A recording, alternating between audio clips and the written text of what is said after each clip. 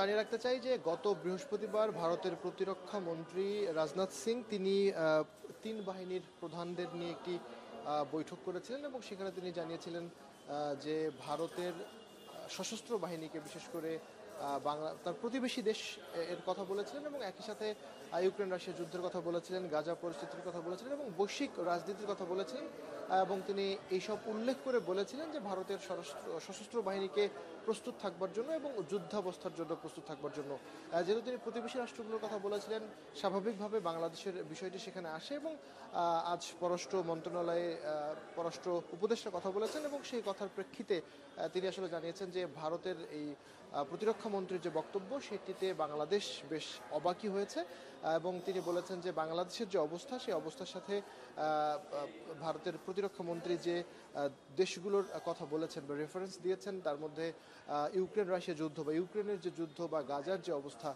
হামাসের যে পরিস্থিতি, সেরকম পরিস্থিতির সাথে বাংলাদেশের কোনো তুলনা হয় না বা সেই পরিস্থিতি বাংলাদেশে নেই। সুতরাং এটিকে তিনি একেবারেই অবাক করবার মতো একটি কথা বলেছেন। তবে তিনি জানিয়েছেন, আমরা জিজ্ঞেস করেছিলাম সাংবাদিকদের পক্ষ থেকে যে এটি বাংলাদেশের জন্য উদ্বেগের কোনো বিষয় রয়েছে কিনা। তিনি জানিয়েছেন যে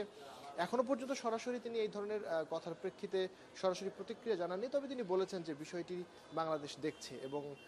এটি পর্যবেক্ষণে রাখবে বাংলাদেশ কোন দিকে যায় সেটি নিয়ে তিনি সেটি দেখবেন। এবং যেহেতু সেপ্টেম্বরের 22 তারিখে প্রধান উপদেষ্টার সফর রয়েছে, জাতিসংঘের সাধারণ অধিবেশনে তিনি যোগ দিবেন,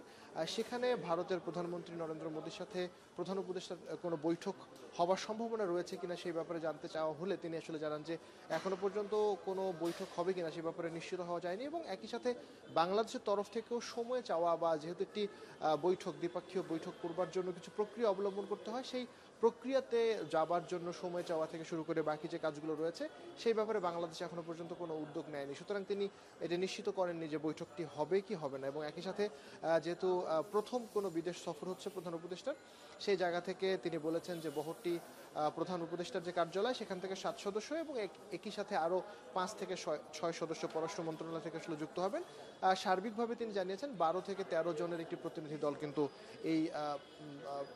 যুক্তরাষ্ট্র সফর করবেন। এছাড়াও তিনি রোহিঙ্গার বিষয়ে তিনি বলেছেন যে গত কয়েকদিনে বেশ কিছু রোহিঙ্গা বাংলাদেশের সীমান্ত দিয়ে প্রবেশ করেছে। তিনি বলেছেন যে বিজিবিকে আসলে পুশব্যাক করবার জন্য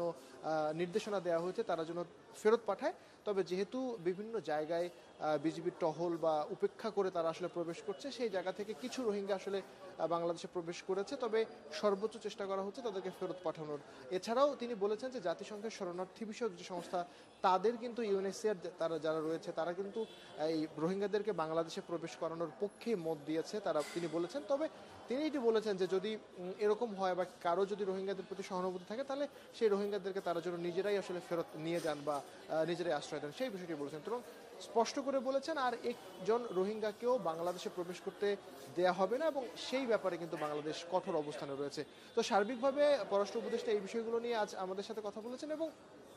ভারতের যে প্রতিক্রিয়া সেটি কিন্তু মূল আলোচ্য বিষয় ছিল এবং তিনি জানিয়েছেন যে ভারতের যে যুদ্ধাবস্থার জন্য প্রস্তুতি বা সশস্ত্র বাহিনীকে যে প্রস্তুত থাকবার কথা বলা হয়েছে সেই ব্যাপারে বাংলাদেশ এই বিষয়টি খুবই পর্যবেক্ষণ রাখছে। তো এই ছিল আমার কাছে পররাষ্ট্র মন্ত্রণালয় থেকে সবশেষ।